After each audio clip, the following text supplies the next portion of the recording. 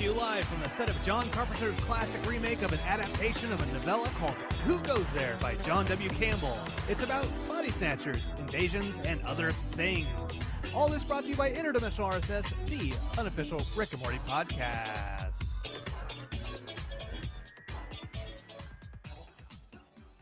Hello, everybody. I'm Travis. Hello, everybody. This is Brandon.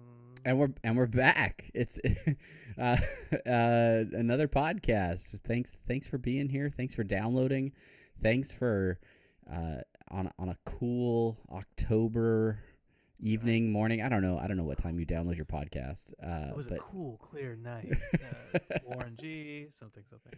But yeah, it's real distant past season 3, and who knows how far we are from season 4. But here we are talking about Rick and Morty. So happy that you're with us as we work our way through season 2 episodes. Just oh my gosh, slow and steady, filling this time. Thanks for being here, everybody. Brandon, how you doing? I'm doing pretty good, Travis. Thank you for asking. I am back at my house and not in a hotel. So hopefully the internet, if it's bad, it's on your end. Yeah, hopefully. The way it usually is. Just based on the 2 minutes of conversation we've had so far, I'm very confident we'll have much better success.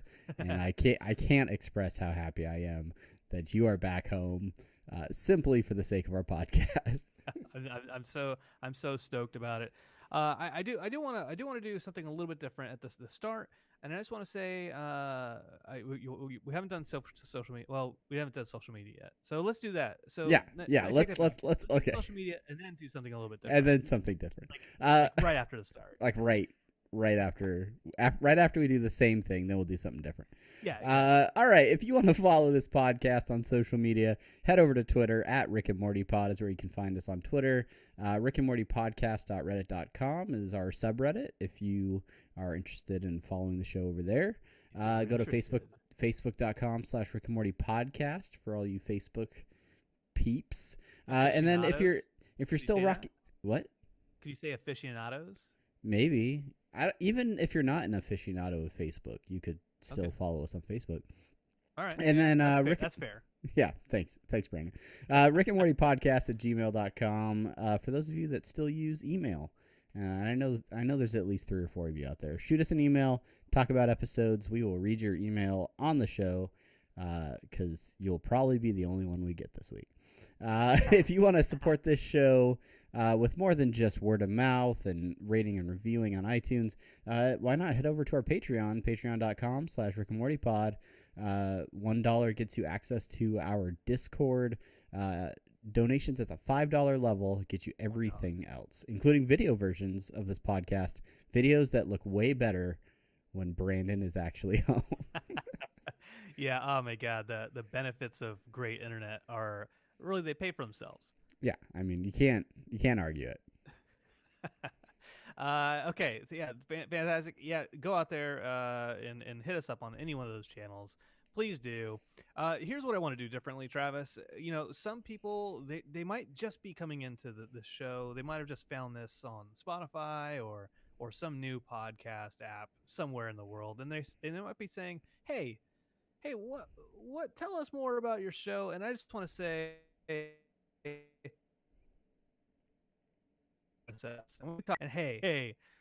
going to talk about an episode today, and then we're going to talk about semi-pertinent news, and then we're going to talk about fan stuff at the very, very tail end. So if you want to hear about fan stuff, you can do it. And there you go. That's the different thing I want to do. Okay. I feel like every once in a while we should come out and be like, hey, anybody new listening, we organize our show into 3 different segments. Yeah, and if you are new, welcome to being assimilated into Unity, because we, on a regular basis, will refer to the listeners of this podcast as Unity, a hive mind that is all controlled with one cohesive thought, all unified together. And what a time to be talking about Unity, because this week's episode is Autoerotic Assimilation, which we will be covering in the main thing. But before we do, we always start off with the real meats. Yeah, that semi pertinent news.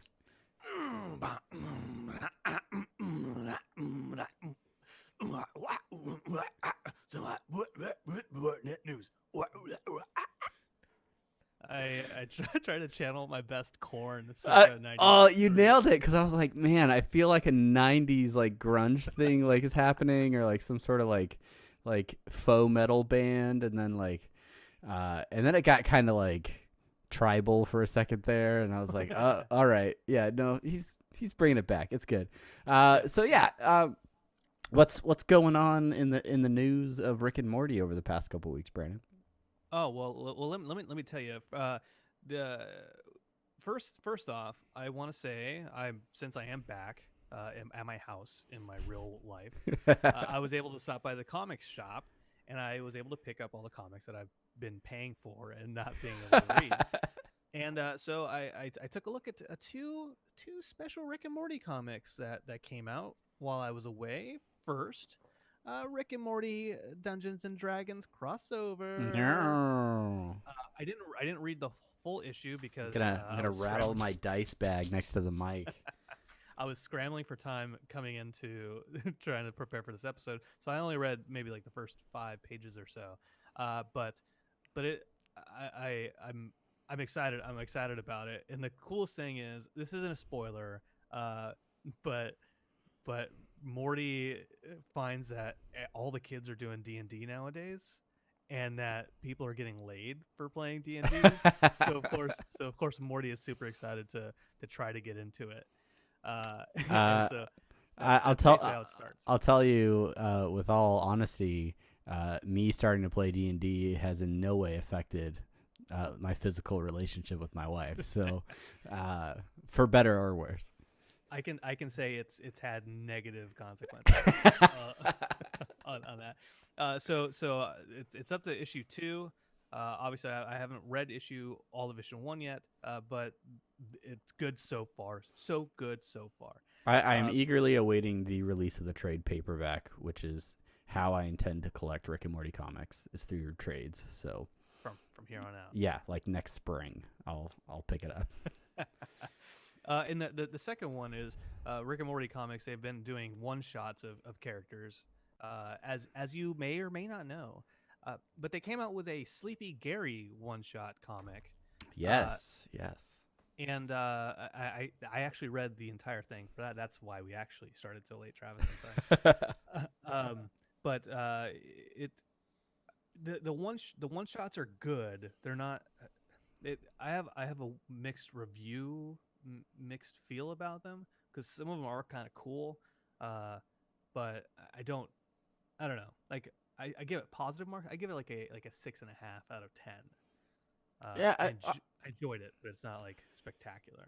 I think it's safe to say that most of the primetime like main episodes of Rick and Morty are not going to dedicate full episodes to exploring the backstory of like random one-off characters. So I really think the comics have a great opportunity to take some of those really loved one-offs, like the discreet assassin himself. What's his name? Probopulous Michael, or Sleepy Gary, or what is that? The Vindicators, or the Yeah, Vindicators one shot. Exactly. So you can kind of expand on those storylines, and they have so much stuff to play with in the comics. It's amazing. The one that what it threw me off this one. I wasn't super excited about this one because I was like, how are they gonna bring Sleepy Gary back? He's just when he's a parasite, yeah. Parasite, yeah. But I will say to their credit that they found a way to bring him back and reinsert him into the life of Jerry Smith. So fantastic. In other semi-pertinent news, the Rick and Morty soundtrack was released this last week. You can find it in a really sweet vinyl format. They also have it on compact disc. Super sweet. You can download it on iTunes or get it on most streaming services like Spotify, which honestly is how I listen to it, and pretty much all the music I listen to. But I gotta say, the reviews are in, and it's great. I don't know if you've gotten a chance to listen to it, Brandon. but I mean, most of your favorites are here. Goodnight, Moon Men, Fathers and Daughters, personal favorite of mine. The Tiny Rick song, just Get Swifty. There's like a remix of Get Swifty on there, and even some like other songs. Like there's a medley of like just audio. What do you call it? Like the score of the actual shows. There's like a medley of that. So lots of good stuff on there. Do you have I mean, putting you on the spot, Brandon. Ooh, that's good. Do you have a particular favorite Rick and Morty song? Yeah. I mean, the one my favorite song that I've had on my Spotify since it came out was uh God, now I can't think of what it's called. It's It's not the Terry Flaps one. Terry Is it? Foltz. It's Terry Foltz. Okay, yeah. Now that's not on the Rick and Morty soundtrack. I listen to that It, all the fucking time. It is a really good song. yeah, that I put that on my playlist of bands that I either am too old or uncool to recognize from Adult Swim Fest. And it's one of those, like, I put that and the Kanye birthday song on there just to kind of, mix things up. But yeah, I don't think either of those are actually on the soundtrack. No, and I wonder, in this little bit of a segue, I wonder how many of those songs they're going to play at the Adult Swim Festival, which we will both be at. Yeah. Next Sunday. It's like 5 days from when we're recording this. Yeah, if you are in the LA area and have not yet purchased tickets to Adult Swim Fest, some of them are still available. So go check those out, and we'll be there on Sunday for sure, checking out the live Rick and Morty extravaganza. Also Run the Jewels, Chaos. They're gonna have Pogs there. They're gonna yes, have Rick and Morty Pogs. Rick and Morty Pogs. They promoted those. I'm pretty excited about. They're also having a special edition vinyl, I think, for the Rick and Morty soundtrack. So I'm gonna pick that up. Hopefully, fingers crossed. Our best friend for life ever, Mr. Ryan Elder himself. Yeah. We can carve out a little bit of his time before his big night, to or after. Or during, either way. If he wants to bring us up on stage, we're into it. Like, that's fine. to give him a high five. Like, that's all I'm asking is to give him a high five in person. I'm doing you one better. I'm hoping for a selfie, Brandon. So do yourself a favor. Shout out to Ryan Elder Music on Twitter, and don't do that. No, don't do that. We want a chance still. Okay. But yeah, it's a big week for him between the soundtrack coming out. I just punched my desk, and the Adult Swim Festival. Yeah, Ryan Elder's just killing it right now. So clearly best friend of the show, because he appeared once on an episode. Finally, any other semi-pertinent news before we get into our last bit of news? Our last bit of news. No, this is it. This is it. Travis, go ahead and lead us in to the Dan Harmon Instagram minute. Sing this song. Dan Harmon Instagram minute. That's a record scratch. We're changing it up, and here we're changing it up just a little bit. And this is courtesy of at the Dan Levy Levy on Twitter, who writes, "How about renaming Dan Harmon for social media he posts on now and in the future?" Which is a great suggestion because we did tip Twitter. Who knows if he'll give up Instagram, right? Yeah, I mean he's not doing it now. But who knows? Right. Who knows? Maybe he switches to Pinstagram. Pinstagram. Pinstagram? You mean Pinterest or Instagram? No, it's when the we should start our own social network called the Pinstagram. This is happening. Any developers out there, we're starting Pinstagram. We need your help. Anyway, so we're switching it up, and we're gonna go. I think that's a good idea. This is now the Dan Harmon Social Media Minute. When you think that you got a minute, well, don't stop until you've got enough Dan Harmon minute stuff. Woo! Excellent. I didn't You're- mean to rhyme that. And it No, happened. you rocked it. This week on the Dan Harmon Social Media Minute, we're back over on Instagram, where I will describe the visual medium to you on an audio podcast. It is just a close-up picture of the settings icon from iOS, and his settings icon has a notification button for the number 1, and there is a dialogue in his headline for this image, him communicating with his phone. So it says, I'm assuming from the phone, hey, you should finish setting up your iPhone. Oh, I thought I set everything up. What did I miss? Remember when we talked about Apple Pay? Yeah, I said no thanks. Then you haven't finished setting up. Well, then I'll never finish. And so you will forever bear the scarlet notification. No. So apparently, Dan's not into Apple Pay, and iOS is not into Dan not being into Apple Pay. The eternal struggle. That's what's happening between the two of them. But it's soup's convenient, Dan. I'm just saying, like It really it's is. Like when I was driving from Alabama back to Florida, I stopped at a rest stop, and one of the vending machines has Apple Pay on it. I was like, this is so convenient. I don't have change anymore.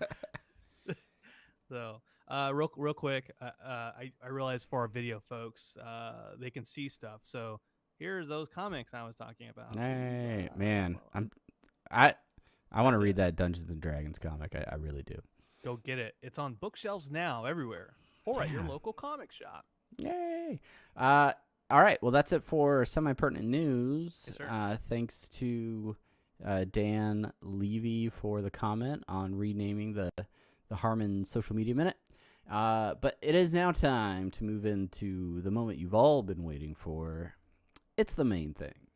Gatorade is what I'm drinking now with a little bit of vodka. But now it's not the time to talk about that. It's the main thing time. Gotta hydrate while you dehydrate. All right. This week on the main thing, we are talking about episode 203, Autoerotic Assimilation, written by friend of the podcast, Ryan Ridley, Yes. directed by friend of the podcast, Brian Newton, originally aired August 9th, 2015. Yeah, we're just calling in all of our callbacks. Music by Ryan Elder, friend of the podcast. Cleanup design for this episode, if you will actually end credits, Sabrina Matti, friend of the podcast. Another friend. We just have so many friends, Brandon. so many droppings of names. We gotta pick these all up later. Do you want to read the synopsis on this one? Yeah, absolutely. This is courtesy of Reddit, the Rick and Morty official subreddit. Rick gets back together with his old hive mind lover. I think that's a Hall & Oates song, actually. Summer doesn't like the way it controls everyone on the planet, so she attempts to free the planet's inhabitants and help them regain their former identities. Meanwhile, Beth and Jerry argue over keeping Rick in the house and come across an imprisoned alien in his basement. Blim blam, the core block. That is a super helpful and concise retelling of the plot of this episode.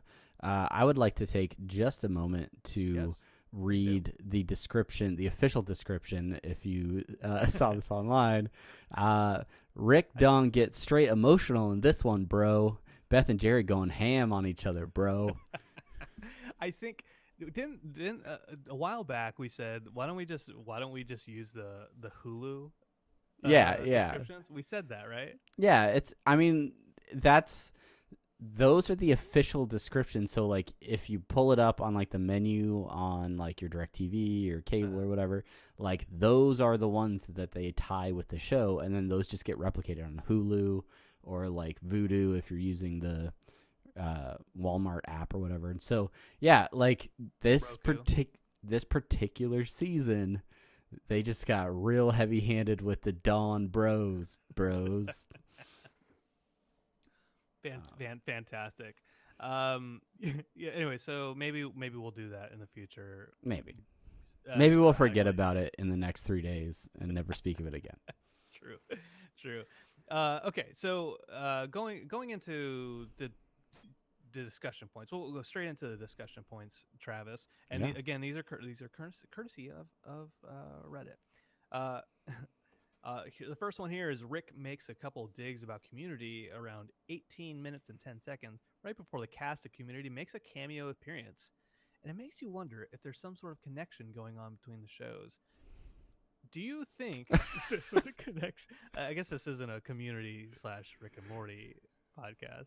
I mean, thank you to whoever submitted that question on Reddit, but I'm assuming several of the responses were, Dan Harmon wrote Community, bro. He don't get crazy going ham in this one, bro. Obviously there's a connection. I mean, I don't know. I don't think that's you're not convinced. You're not convinced. If you can send us proof in some way, shape, or form that these two shows are connected, please, Rick and Morty podcast at gmail.com, Rick and Morty pod on Twitter. Please shoot us some hard proof.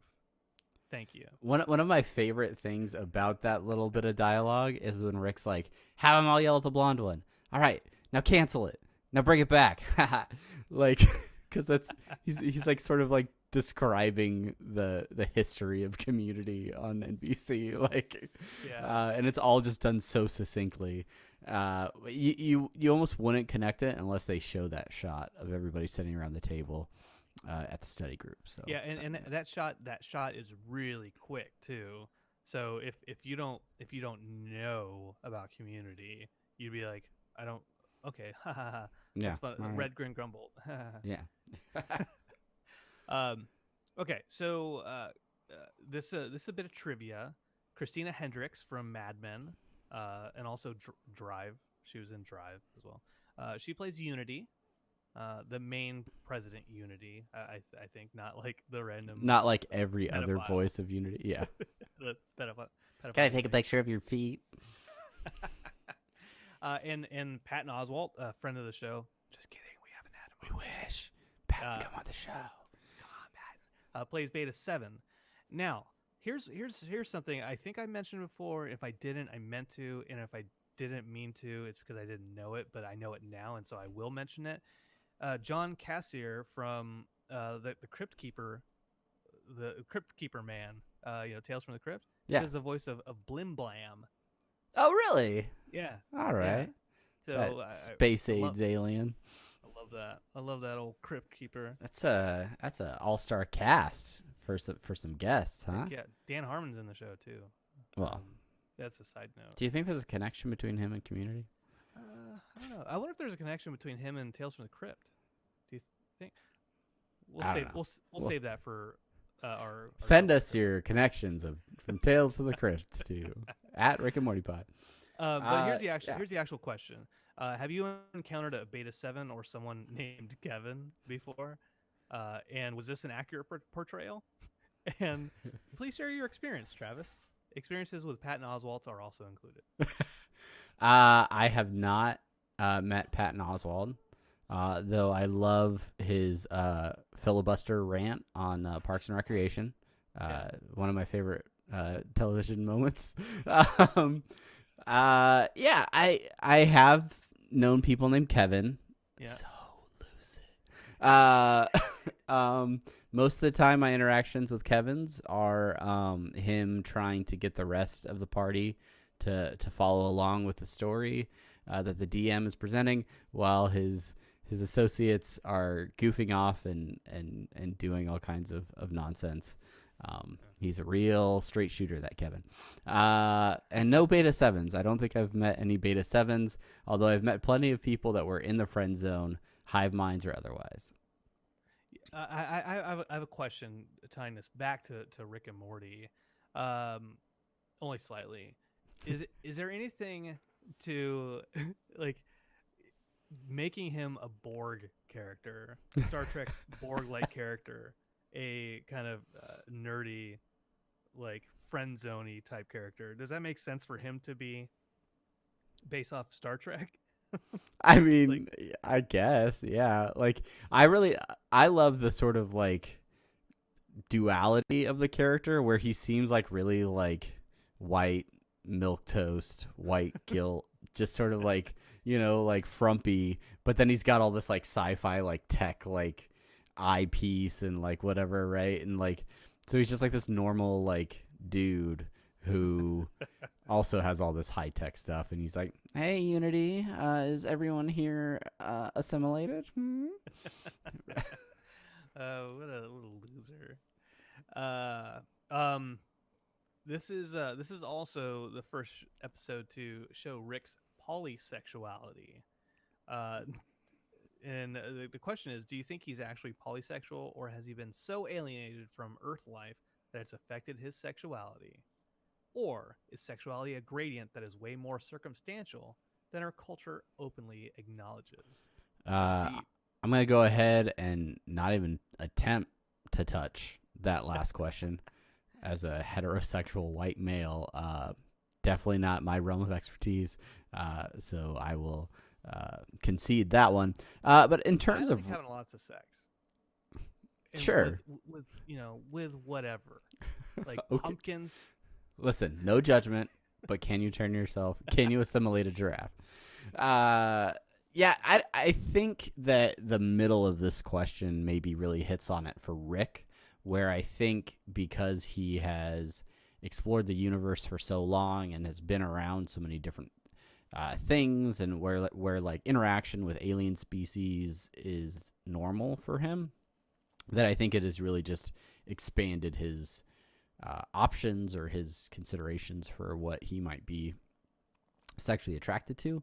And also maybe a situation where if your first shot is like, hey, fill a stadium with redheads and fill the stands with people that remotely look like my father, you've probably like pushed yourself pretty far sexually, and he maybe needs to do other things to be fulfilled, I guess. to be fulfilled. That's a nice clean way of putting it. By the way, this isn't that giraffe looks so violated. It is sad. That is a sad giraffe. It was depressing. Going back to Star Trek again, the whole like Captain Kirk goes around doing alien women just all the time. Just I think he only does it like twice in the original series. All the time, I said. All the time. Every episode. It's a regular alien smorgasbord. There are director's cut scenes where he is just going to plow town on some alien poon. And it's just, it was pretty progressive for its day. I don't want to get into it here, but I'm just saying you can find it on the dark web. Anyways, alienated from Earth life that has affected his sexuality. Yeah, I mean, he's seen so much, and I mean, he's clearly open to lots of stuff. Sure. If we could just get back one more time to the giraffe. Are you familiar with like Dan Harmon's like extensive hatred of giraffes? No, I haven't been privy to that stuff in Harmon. So I'm pretty sure he's really not fond of giraffes or in general, and so every time I see that scene, it makes me think like, did he pick a giraffe for that animal to be violent? Like, it's just one more gotcha at giraffe culture, like just one more attempt to be like, haha, I'm gonna have my cartoon scientist violate a giraffe. I don't know. Dan, if you have the answer, go ahead and send it to Rick and Morty Pod at future friend of the show. Yeah, Dan future Harmon. Future friends, Dan Harmon. Okay. Next up, you don't want to talk about sexuality as a gradient, so we'll skip that. But it does say circumstantial, and I thought it was going to say circumcised at first as I was reading it, like but it didn't. As you read it, yeah. I was like stantial. Boo. Have you found yourself in Rick's or Unity's position before? Have you ever dated the Borg as a human, or been the Borg and dated a human? How did that go? Also, I guess messy breakups count too. Good job, Reddit, on that one. I'm gonna let you take this one first, Brandon. Okay. Have I found myself in Rick's or Unity's position before? So I guess the best way to start that question is to define what that position is.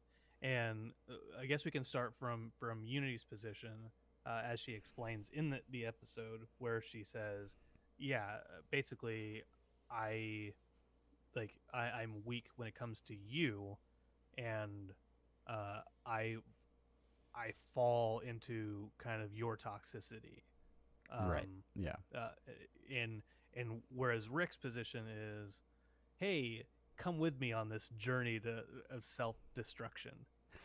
Right. And her inability to kind of resist Rick in that situation, in turn, somewhat enables some of Rick's worst personality traits, where he's just becomes completely self-indulgent, and it really like his affection for Unity is really bizarre because it's like it's all based on what Unity can achieve for him, Yeah, if that makes sense. Like while he really seems to care for Unity throughout the course of the episode, like again, what is that, like a true like love sort of relationship, or is it just like she can really give me what I want, anything I want, and that's what I love about her. Like I don't know. yeah. He to me, it doesn't seem like he act like he cares about her in the sense that he's getting something out of her, and like he feels that somebody who like gives him it. Okay, so he talks at the end of the episode about Morty and Summer, like basically worshiping him and being like, and then you just kind of resent them because they're like, oh, you can't be as much of a god as they want you to be or whatever. Um, Yet that's basically what he's trying to get Unity to do for him, is Right. basically, Yeah. like do everything for him. But because Unity is infinitely more capable of doing these things for him, he doesn't get exhausted by it. Yeah. It feeds his narcissism, I suppose. So Yeah, and I find it interesting in Unity's letter to Rick, when she kind of disappears, uh, the breakup letter, where like she talks about Rick being better at the whole hive mind thing than she is without even trying, like the way that he thinks about utilizing the hive mind and things like that. Like it seems like she's very like focused on, okay, assimilate a planet. I've got a plan. I started out in a small town. Then, I really buckled down, got a whole planet. Next, I'm going to join the Galactic Federation. I'm going to have access to other planets pretty soon. I'll be a god to, this race or whatever. So, and then Rick's just like, what crazy stuff can we do? Like she's not distracted by like, hey, how can I, fill a stadium full of people or build a Mount Rushmore out of, Summer and Morty and make burgers. But like yeah, she's really focused and on track with what she wants, and Rick's just kind of like, let's push it to the limits. Let's see what's possible. Let's see what we can do. Like I doubt she tried assimilating a giraffe before Rick got there. she's like, whatever, let the giraffe be. The giraffes do. Um, to answer the question, have you found yourself in Rick's or Unity's position before? Uh, I won't stick with this too much longer, but I would say in order for us to answer that question, we would have to either admit on air that we're pieces of shit at some point in our lives, True. um, or say that no, we haven't found ourselves in the position before, which isn't an interesting question. Um, by the way, the first part of that, I mean, I've done stupid things, but not to basically abandoning my grandchildren. Yeah. I Yeah. haven't done I No, haven't done that. I haven't done that. Almost. And I haven't been in Unity's position in terms of being in a relationship that was like so unhealthy for me that I needed to get out of it. um, so and I that was a loud notification on my computer. You're welcome, video viewers, for that sound. Yeah, I don't know. I can't say that I've really been in either one of these positions. Most of my relationships were pretty cut and dry. Yeah.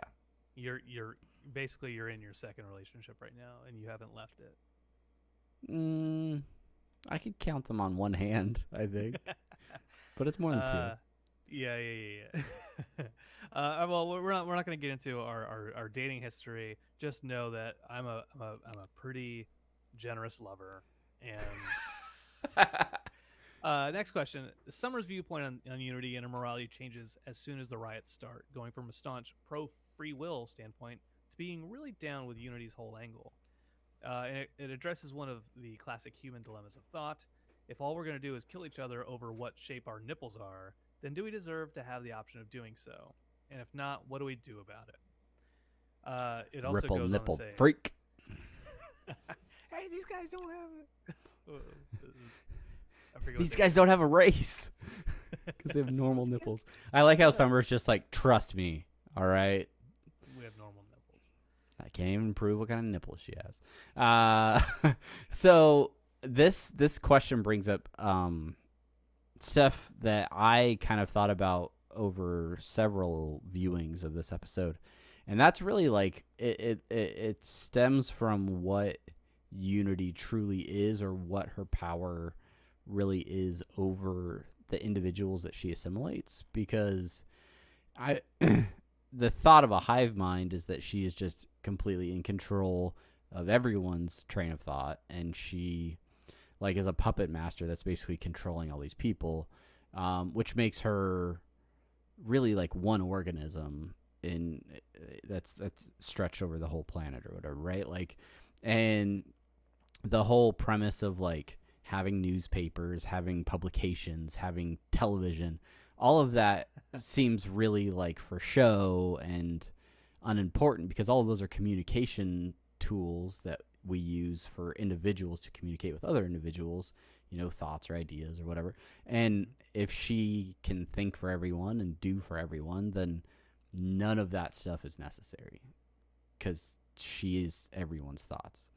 So like, and then like just everybody going through like the day-to-day monotony, going to work, leaving, like this woman was, what was it, like a prostitute or a drug addict, and now she's a marine biologist. Yeah. Right? Like, is she, or is that just what you chose to manipulate that person into? Like, I don't know, what is your take on that, and how that works in the confines of the episode? I think I don't know if I can answer. I don't know if I can answer that question, but you talking about that spurred a thought, a similar thought. Speaking of Rick as a parasite as well, with the Council of Ricks and the Citadel of Ricks, right? With as we see in season 3, obviously in Tales from the Citadel, you have all these Ricks who are doing menial jobs, and they're how do some Ricks get put in this position, other Ricks get them put in like higher up positions, and the the juxtapose or contrast the two, where Unity is a single mind operating these different parts, just as we're a single mind operating my hands and my fingers at the same time, and my legs, Right. going all flaily, compared to Rick as a parasite, and all those Ricks who are just all free will, just doing what they're doing in a weird kind of chaotic order. Right. Yeah. Yeah. It's interesting to me. I think with that in mind, I think Unity, when she's not around Rick, makes her much more organized and ambitious, and like everyone has a job, and if she, a prostitute as an example, I guess if she is in control of everyone, she can have sex with herself whenever she wants to. So you would need a prostitute. but Yeah, yeah. maybe she doesn't know everything about marine biology or the oceans, and so you'd still have somebody like her finger, aka marine biologist, going out there and studying the water. So Yeah, I guess one of the things I think about is like, if we think about unity in terms of our own bodies, right? Like I can think about breathing and I can focus on breathing and I can control my breathing if I'm focused on it, but I don't have to be like focused on it all the time. And there are times when I can just like breathe and I keep breathing, except for when you start thinking about breathing and then it yeah, gets really hard to like stop thinking about it. and as you say it, like everyone Am I listening to breathing this now? is right now, like I'm breathing. But with that in mind, like using that analogy, can she say, "Oh, I have, you know, service workers that are, maybe they're, garbage collectors," and she doesn't have to spend her time like thinking about how to operate as a garbage collector. But if she needs to tap into that, maybe she can. But I don't know. It's just, Yeah, like it, if kind of like the situation in the episode when she's hatched and the other Unity with Summer and Morty, they start throwing up and they're getting out of control. But Unity proper is still like in the chambers and she's partying with Rick. right? Yeah, Um, like where there's a disease in her and it's called Rick's penis and uh like stuff is happening that she doesn't know about that's hurting her right. her, Yeah. her mind. Oh, Mm. oh, hive mind. Oh, um, okay. Any other thoughts on that? I don't know if we really even touched on the question. It was just sort of a I lead think so. in for thoughts that I had, but yeah, I don't know. Uh, do we deserve free will? Um, I mean, I'm fond of it. I would prefer if we don't start race wars. But I there's the argument that like we don't have the capacity to love without free will, right? So we wouldn't be able to do bad things if we were all, controlled, but then we also wouldn't be able to make choices to do good either. So, yeah. I don't know. But would it matter if you didn't have to make that choice? Yeah, but that's where the whole question comes back is like if we have choices but are like tapped into like where Unity can like observe what we're doing but like isn't and can essentially take control at any time, but like if it's just Unity stretched into all these people, then like there's no Yeah. other people there. It's just Unity. So it Like doesn't. if they change the saying to Unity take the wheel, like we'd be cool with that, right? You're like, This is getting into another form of discussion. Uh, but yeah, so I don't know. I think within the confines of the show, I think Unity controls everyone, and like that's how it works. Because she's like, I evacuated the town and then blew it up, and I did this like, um, but again, like that's where her decision like I'll assimilate all these planets and then I'll be what single-minded people call the god. And I'm like, well, you're just Unity still with a bigger reach. Like, because again, like there's nobody worshiping you. You're just them. You have become them. yeah. So I don't know. That's interesting. Um, okay. Next up, it's a long paragraph. I'm not gonna read the entire paragraph. But Word for word, Brandon. I Read will it word for word. I will paraphrase the paragraph, and I will para, and basically, this episode got a lot of positive feedback from the fan community, uh, people identifying with Rick, but there's also a lot of questions like how can I be more like Rick, and so the question is really what are our thoughts on how the fan community has embraced who Rick is over the years, and um, do you think the fan community is identifying with Rick's depression in a therapeutic way, or putting his destructive qualities on a pedestal? Yeah, so there's a lot of people in the fan community that have wanted to say that they're like Rick or have idolized Rick.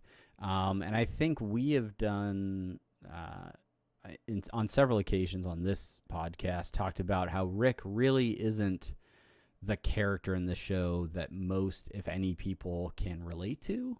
There are aspects of Rick's character that obviously people can relate to, but most of us, if we're really being honest with ourselves, we're more of a Jerry or a Beth or a Morty or a Summer than we are Rick. Like even the super smart brainiacs over there in Silicon Valley,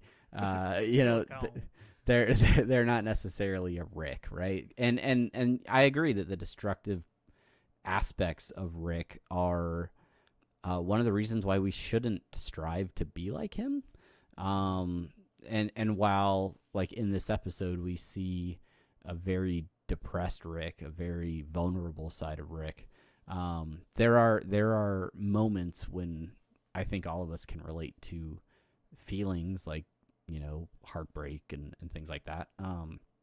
But again, I don't think idolizing Rick is ever the intent or the expectation on this show. I think Rick oftentimes sort of exhibits the worst qualities in people, but he also happens to be super smart.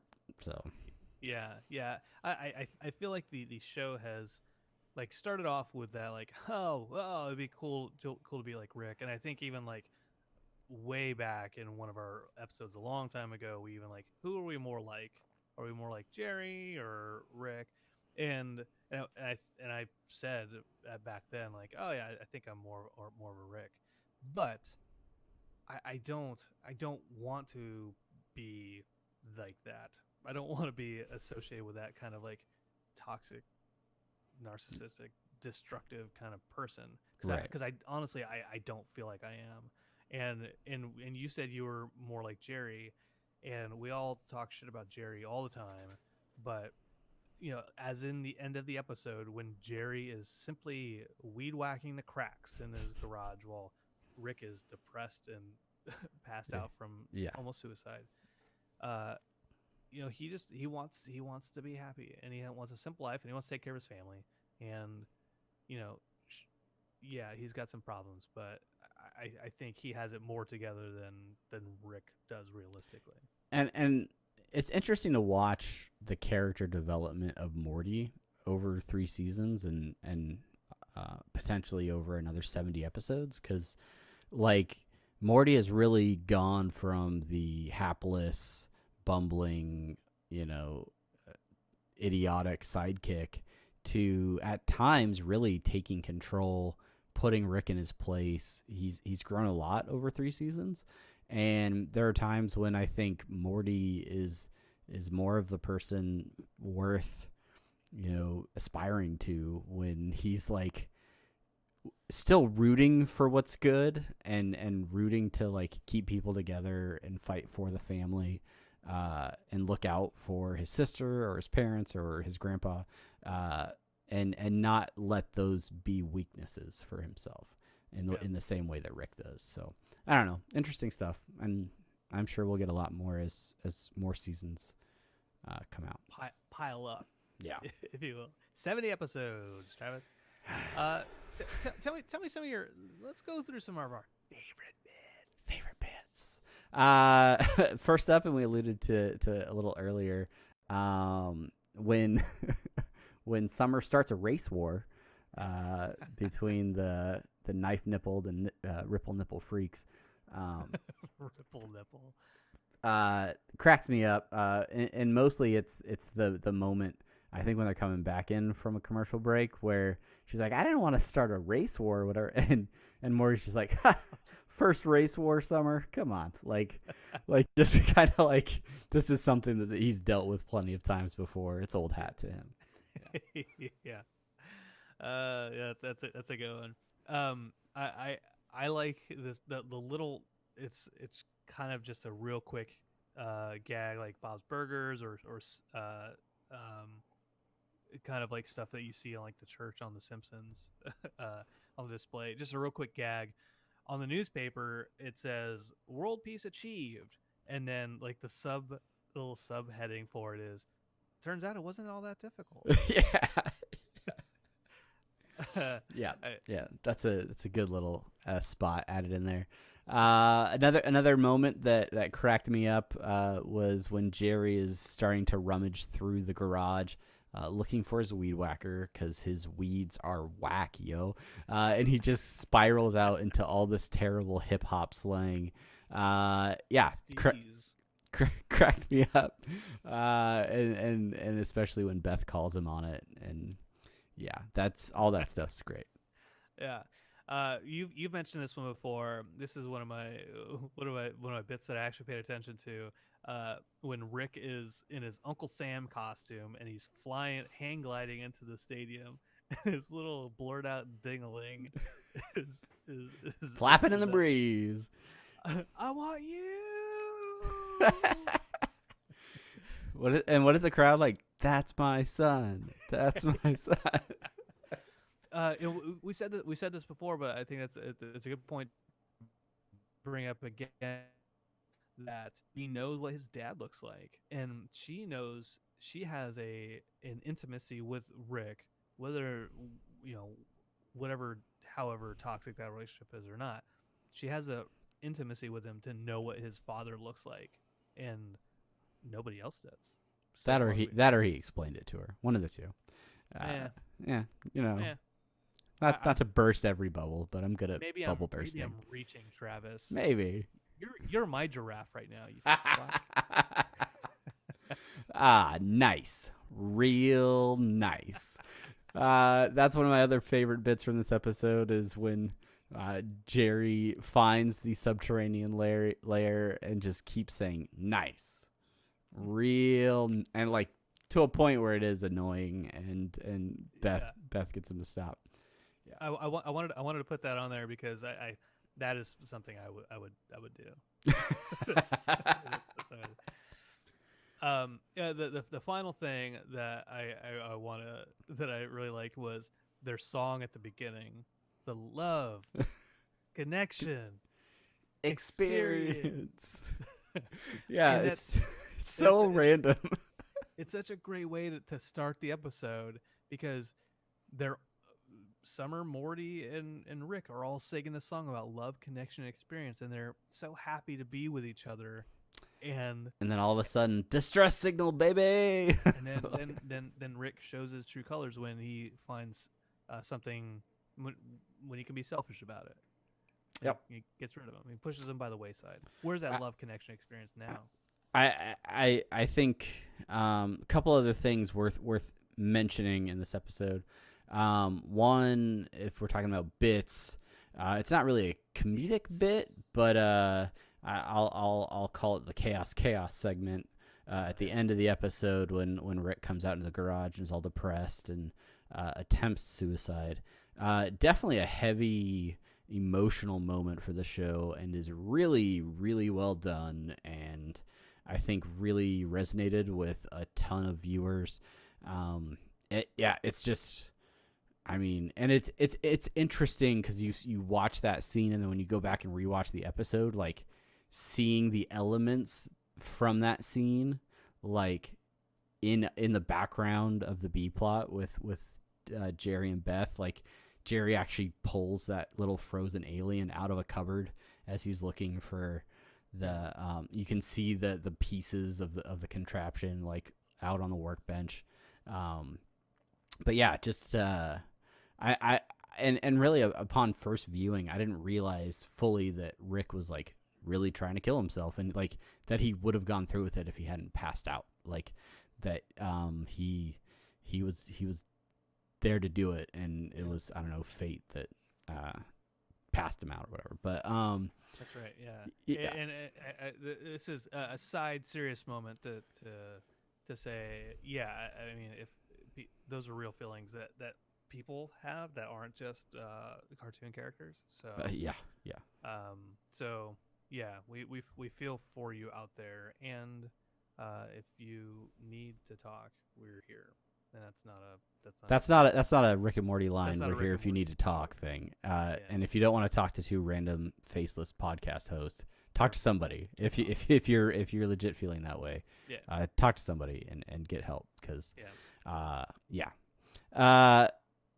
it feels weird to transition to the B plot at this point, Brandon. But we didn't really talk about it in the episode. There's some real signals in this episode about problems with what's to come. Jerry and Beth's marriage. They basically fight the entire episode to the point where an alien rips his chains out of the wall and finds a voice translator so he can chew them out about it. The alien has penis fingers. I mean, what else? What else can we say? What else can we say? Blim Blam the Core Block. Where's that rap song that I need to bring back out of the? Yeah, man, remember the Blood Dome Battle League? Feels like forever ago. But I feel Blim Blam and him getting annoyed with B plot, Beth and Jerry, because it is what it is. But clearly there's some fissures there that we'll see manifest themselves later in the season 3 and beyond. So. And Jerry, how do you have like $2,000 electric bill and not raise some flags? Come on, Jerry, let's get it together. Yeah, maybe he plugged in a laptop and he just had it on. Maybe he's like Bitcoin mining. So somebody left the fridge open. I didn't realize. Okay, well, do you have any other thoughts on the episode, Travo? No, I mean, classic episode. It's a great one. Probably one of our. I don't know. It's probably my top 10 for the series. In the season, where do you put it so far? So far, it's my top. If we're going, I mean, for the 3 episodes, I don't know. It's either 1 or 2. Because what is the last one called? Morty Night Run. Yeah, not Morty Night Run. What's the one? How many episodes? I don't know. It was just on there. Yeah, last one was Morty Night Run. So yeah, I'm gonna right. say. You son of a bitch. That was right. yeah. Morty Night Run, and then Wrinkle in Time. Yeah. Okay. Yeah. Sure. Let's say number 1. Okay. All right. Where would you put it, Brandon? Where would I put it? I would put it. I would put it up number 2. I'd put it. I still like Wrinkle in Time a lot, so I put it number 2, and then Morty Night Run at 3. So far. Maybe we'll just do it maybe we'll do these numbers at the end of the season. Let's do that. Yeah. It breaks up the flow. But I do want to give a shout out to at Malachite _SSG. We will do numbers at the end of the season for you. Bookmark it. We'll come back to this. Yeah. Okay. Yeah. It's just easier that way. I think it's easier for us to look at it as a collective. Yeah. Oh. You see what I did there, Brandon? You see what I did? All right. It's time for listener suggestions and short outs. Yeah. Real quick, if you have any thoughts on this episode, make sure you send them to us on any of the social media that we mentioned before. Rick and Morty Pod on Twitter, Rick and Morty Podcast at gmail.com, and we will hit you up on the back, flip it. On the flip. Flip it back. Yeah. Listeners, suggestions and short outs. Email. We did get an email from somebody that had a link to a bunch of Rick and Morty comics, which we didn't click on because we do not support illegal stuff unless it benefits us in some way, shape, or form. Yeah, support your local comic shop, and we'll just say that. But thank you. And comic producers and artists and writers and everybody that makes the stuff. Yeah, go support them. But thanks for thinking of us. Yeah, thank you. Seriously, that's still nice. That's still nice for you. Shout out to somebody, a woman who has Mr. Poopy Butthole underwear, where like Mr. Poopy Butthole is in the butt crack, but it looks like the one that tagged us on Twitter. Yes. Yeah. Congrats on your tight shorts with Poopy Butthole in them. That's a real quick one. I forgot all about that until right this second. Get it because he's Mr. Poopy Butthole, but he's in a butt crack. You get it? Oh. It's funnier now that you explained it. Yeah. Okay. Okay. So we're gonna start with Reddit. Over on the Rick and Morty subreddit, not our podcast subreddit, but the actual Rick and Morty subreddit, we post these episodes and we post the discussions and background art and a bunch of other cool stuff. There was one person who did a comment, and admittedly we get a lot of views to that post, but we don't necessarily get a lot of discussion from those posts. Uh, Somebody posted this. They wrote, "Pretty telling that there are no replies to this thread, even though it's been stickied for like 4 days now. I don't think anyone really wants to sit here and discuss a cartoon in depth like this with prescriptive and pretentious highbrow discussion points. You suck all the joy out of it by going over the top with all this detail. Just relax." Which is an MST3K in line, I feel like, but you should really just relax. We did get a few folks who they came out Earth 919 Pod on Twitter. Don't listen to this. There's obviously an audience for your podcast. People who really love the show. Daticus, he hit us up too. Here's the thing. We even if he was just referring to the post itself and wasn't listening to the podcast, which if he did listen to the podcast, he'd be like, "Oh, clearly they do take Clearly these guys take themselves very seriously." Yeah. They don't laugh.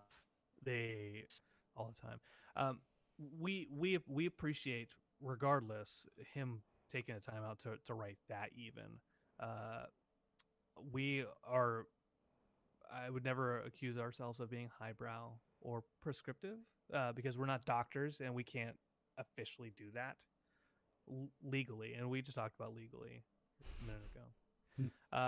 But anyway, so I thought that was interesting, and actually there were some good discussions that came out of it. I think that guy actually made it to drove the discussion further. Yeah. Because there were some discussions about A Wrinkle in Time, about Rick praying, and about, even if you're as smart as Rick, there's still a part of you that feels that maybe there's something out there. Maybe there's a God out there.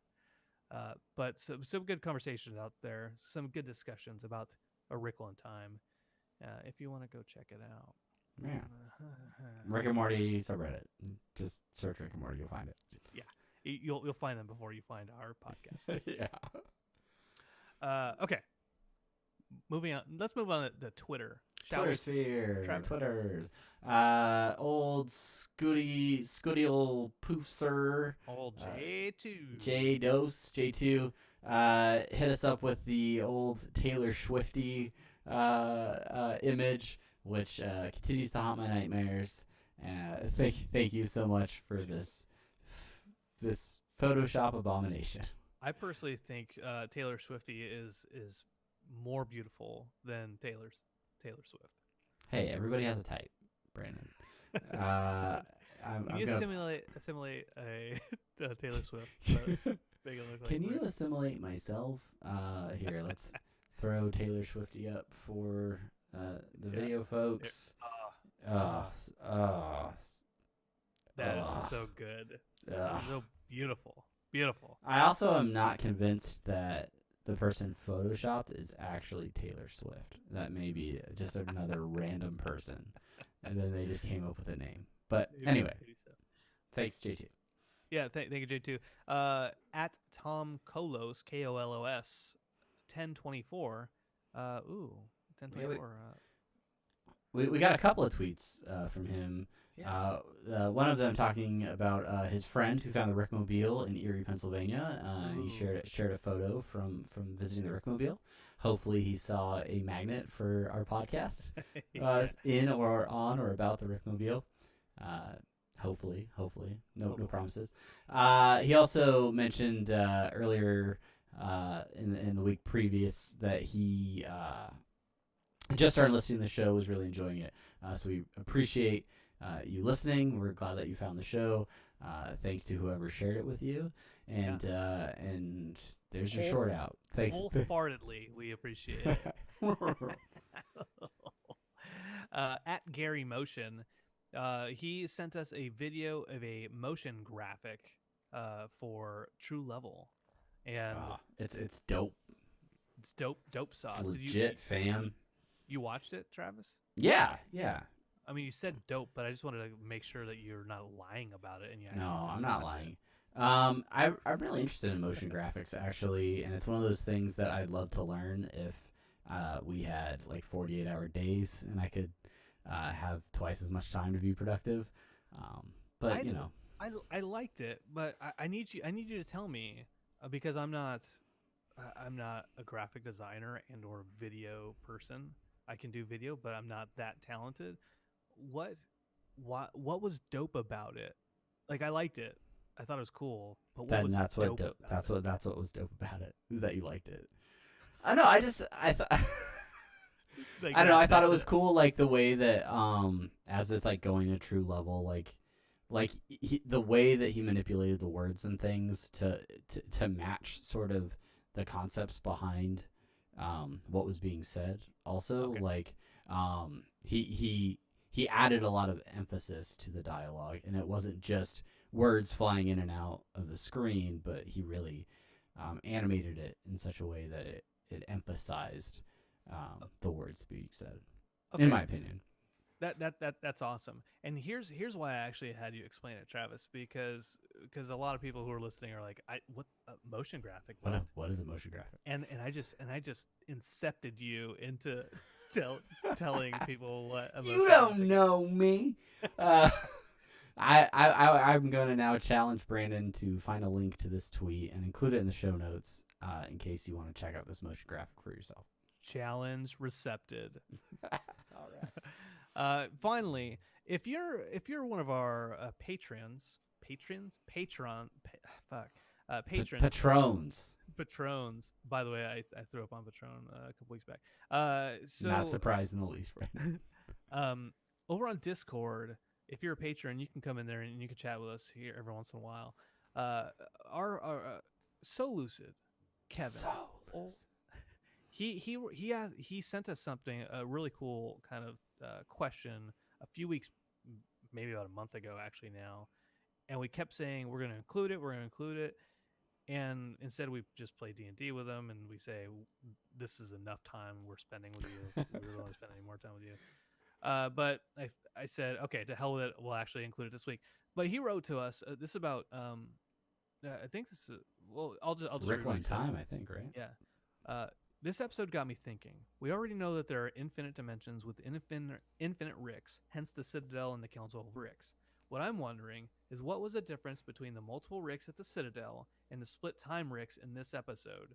Is there a difference between an alternate dimension and a parallel dimension? The answer, of course, is don't think about it. But what if you did think about it? You go cross-eyed. You go cross-eyed. You have thought about it? Have you given extensive thought to this, Brandon? No, I haven't. I haven't thought about it until I read it right now. Are you saying you're? I don't read things he sends. Are you saying you're uncertain? Are you gonna it's split in two.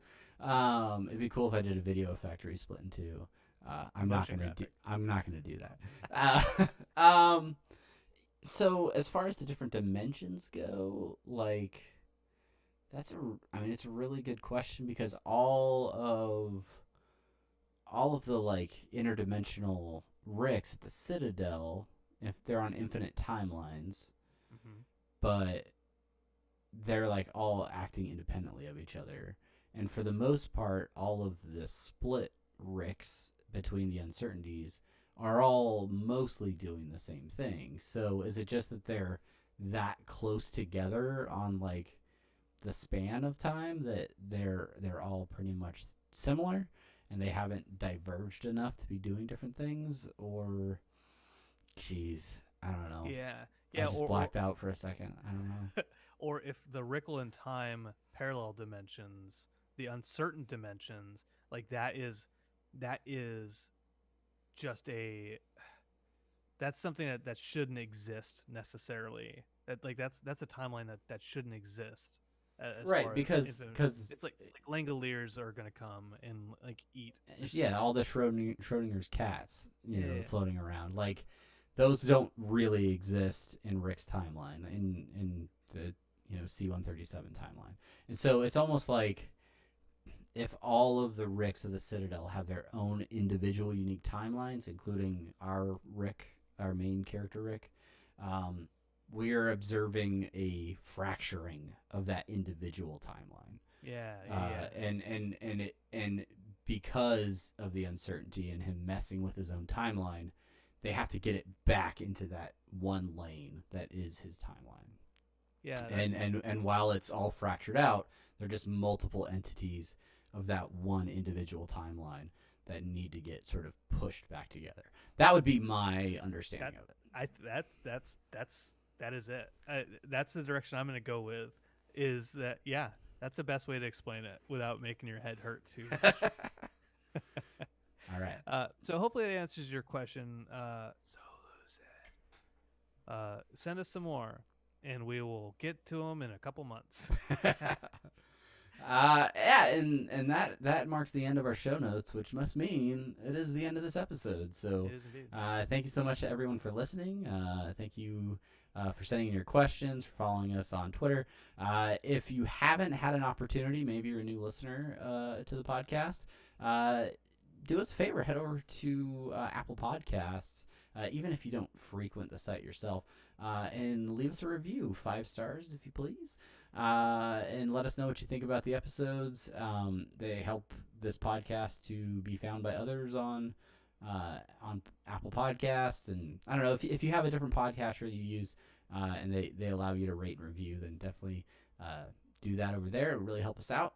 And if you're on social media, share this episode with friends on Facebook or Twitter, things like that. Word of mouth is really the only advertising that we get for this show. So we appreciate everybody that shares this podcast, and we thank you for listening. And as a final reminder, if you're still around, be sure to hit us up at Adult Swim Festival this weekend on That's Sunday. right. If you're in the greater Los Angeles area, hit us up on Twitter. Let us know what's going on. I'm there for approximately 42 hours. Yeah. So if you're looking for somebody to buy beer for, hey, we'll be there. Yeah, absolutely. I don't have to sleep during any of those hours. That's what the plane rides are for. That's absolutely right. Anyways, so until we talk to you next time, I am Brandon, and I'm Travis. And we'll see you later. Bye. Thanks for listening.